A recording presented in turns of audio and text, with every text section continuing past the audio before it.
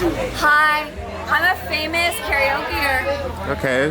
What's your favorite song to sing? My famous song I sung today is Missy Elliott, Work It. Okay. Did you work it? I worked it. Okay. So what do you guys recording? Just doing the interview, you know. We upcoming talent right here, Jamarcus, me, Shyn, yeah. So we got our own little thing going on. Talent. Hey everybody, it's your boy YCG Shyn, young creative genius. And today, who we got with us today, man? We got Ask You Tugwood, man. Yes sir. All right, man. Just let them know what you do and let them know where you from. Well, first let's start off like, where you from? Well, I'm from a small place called Pahokee, Florida. If you never heard of Pahokee, Florida, you know we right off of Lake Okeechobee. That's actually I'm gonna say like 2 hours away from Miami to be exact, like, you know. So yeah, I'm from Pahokee, Florida. So how was it growing up for you? Well, growing up, growing up was kind of nice, man. I liked the way we growed up back then. Compared to how it is now, I don't like this shit. This shit washed up. But growing up, like, man, was kind of good, man. In a diverse family. My granddad, my grandmama, my uncle, my dad, my auntie. They all had kids, so we all was raised up in my grandmama's house, which is, like, you know, God bless the dead to both of them, both of my grandparents. But yeah, growing up was kind of good, man.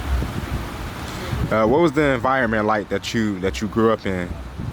Well, shit, the environment, it was kind of like, man, you know, I can't say we was low class because, like, we all was fortunate enough to have something. Everybody in the community, you know, it was like a big community. Everybody, like, rocked and rolled with each other, man. Shit, the community I was raised in, like, we was actually good kids. We were good kids at the point, like, we went to school. We did around the house chores. We stuck together. We never, like, vanished off from each other. Like, when you seen one, you also seen the other one. Like, it was great coming up, you know, in the neighborhood. The environment was kind of good too, man. I can't complain about that neither. How many siblings do you have? Well, I got 3 sisters, but I also got cousins that's just like brothers and sisters too. But I got 3 sisters.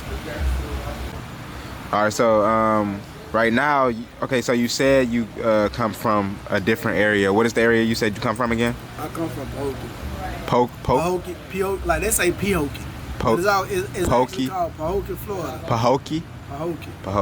Pahokee, Florida. So how old were you when you, like, decided you wanted to start making music?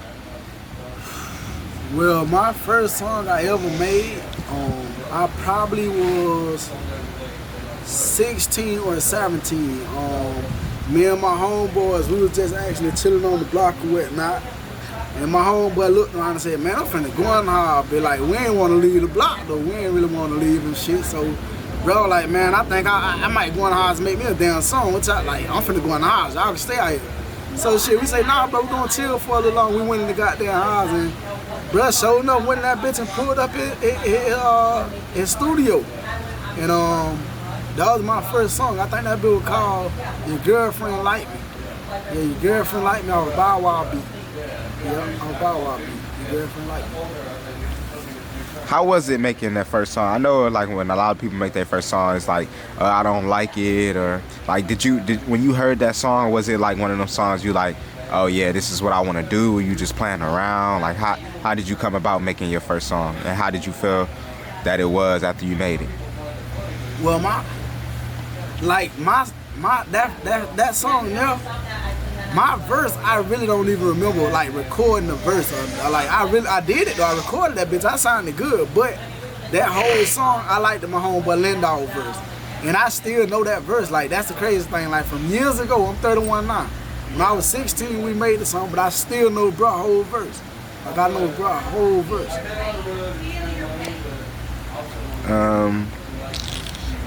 So what's the first song that you made that made you actually, like, say, yeah, I see a future in this? Or was it the first song that you ever made? No, it wasn't the first song that made me feel like I could make music. It was actually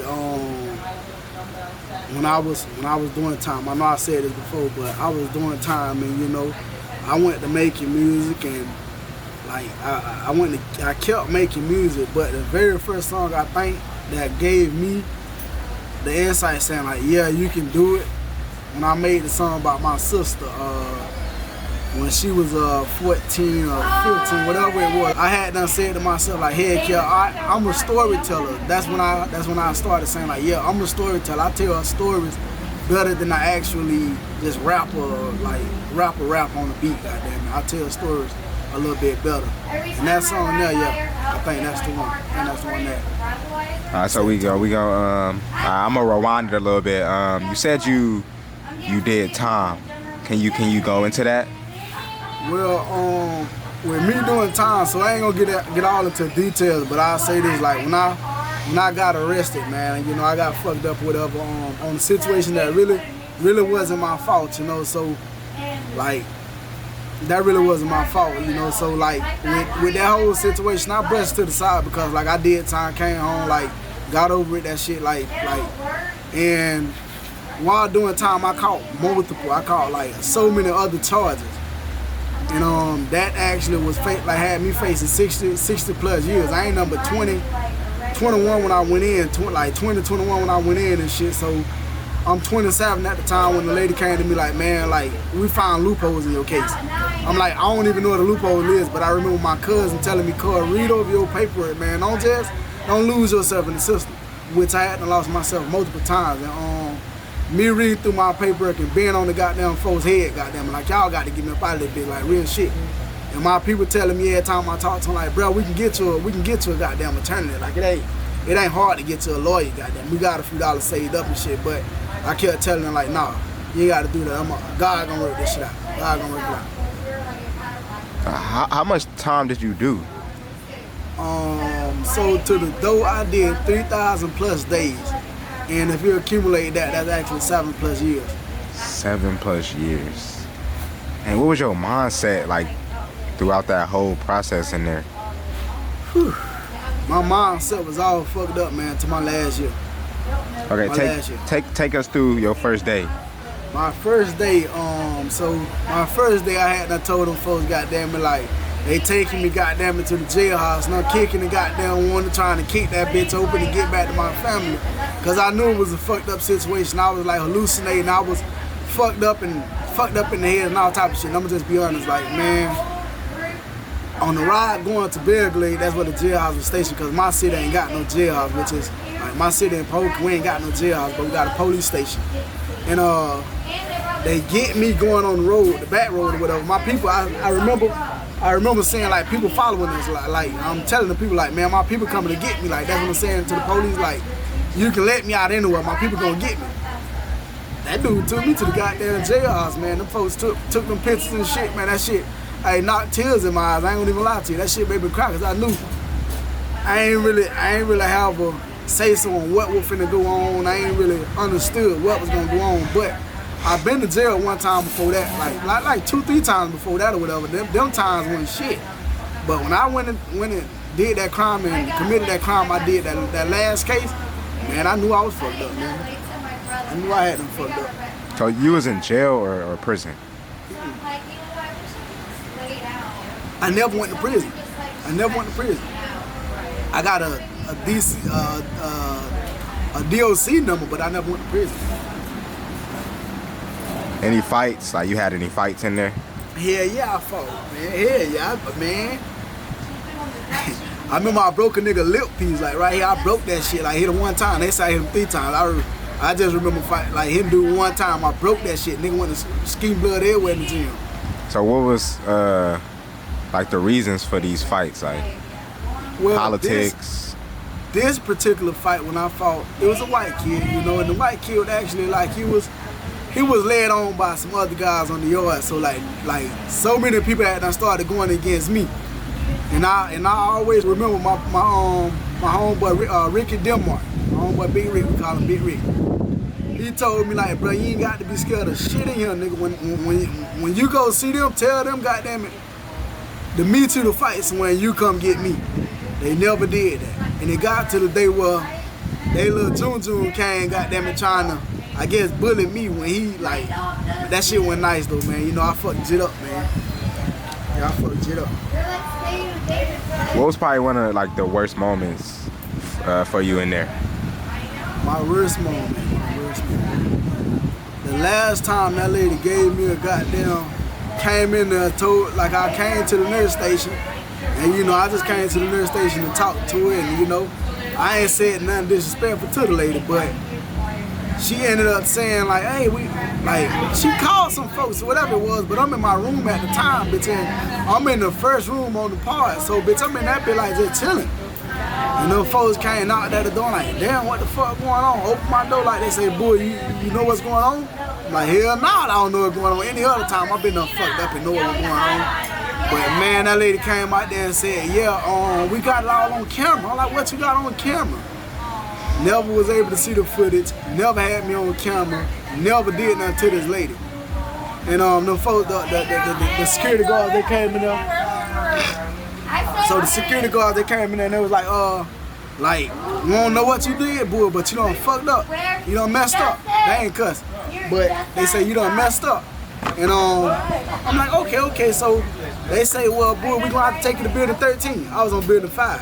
I'm like, I'm not going to building 13 because every time y'all get me over there, y'all literally kill me. When they give you, they used to give me shots and shit or whatever. And the shots calm me down and shit, but this particular time, I ain't fuck up, man. I ain't fuck up. Miss Dorothy and Shadays are the only two that was on my side that night too, man. And they told the people like, who ain't do nothing. Like that night or whatever, they really wasn't going. They weren't buying them people's story. They weren't buying Shadays and Miss Dorothy's story. They weren't buying it. So I just pretty much said like, fuck it, y'all take me over there. It's gonna be a fight when we get there. Y'all gonna fight me to get there. Y'all gonna fight when we get there. And when the lady got over there to give me the shot, she she read me she read me my rights and shit, and got to the stage where she finna give me the shot. I'm like, you not finna shoot me in my behind, and I'll take the shot in my arm. And she was like, no, I don't want no arm, I'm on the ass. And like everybody that was in that motherfucking room that day, they backed up and they knew it went wrong, and she got fired. So yeah, that time was my worst time. Alright, so if anybody want to find you like on any platforms, you know, Twitter, Instagram, you know, let them know where to find you. So like my Facebook, Instagram, Twitter, and all social media sites, they all Jamarcus Bowie, JAMARKIS space Bowie, BOUIE. But all my music platforms, as in YouTube, Tidal, Amazon Music, Apple Music, all that is up on the Ashby Chuckwood. That's AVEST Chuckwood, CHUCKWOOD. Ashby Chuckwood. Okay. Any shout outs you want to give? Well, first, anybody that you want to make music with that's like from the city that you're in or the city that you're from. Well, yeah. I want to make music. I want to make a song with Brun, TKS Brun. That's Tony Killen's son, Brun. I want to make a song with him. I want to make a song with my homeboy Askew Low. I want to make a song with. I'll make a song with Chewy. That's DSB, two of them. But I'll make a song with Chewy if anything comes apart. And I just been linking up. I've been chatting with C-Rob. I'll make a song with him too. And outside of my city, I'll make a song with 613 Twisty. I wouldn't mind signing with her label. And I'll make a song with Moot Boy, Tony Boy. But big artists is like big artists. Shit, man, I'll make a song with that motherfucker Boss Vic. I'll make a song with Big Boss Vic. Yeah, that's females. I'll make a song. The females, I'll make a song with 613 and Boss Vic. Any shout outs you want to give? Man, shit, man. Shout out to my motherfucking cousin, man. You know, that been crazy, but I love that motherfucker, man. That's Drill and Beasley, man. Them two boys there. I shout them boys out, man. I love them boys like we brothers and shit. Shout out my sisters, you know, my sister Pig, Quasha, and BB. Goddamn BB. She locked up right now. I wish Sue was home though to see all this shit like come apart, man. But shouts out to my dad, man. Like word to that nigga like, man, you can beat and defeat anything you ever been through, but the same way you raised me, I give you all this shit, give you all the love you gave me back, man. My uncles, my aunties, and everybody else, fucking with this shit, my cousins, everybody, like, y'all, keep it going, man. I love y'all, man.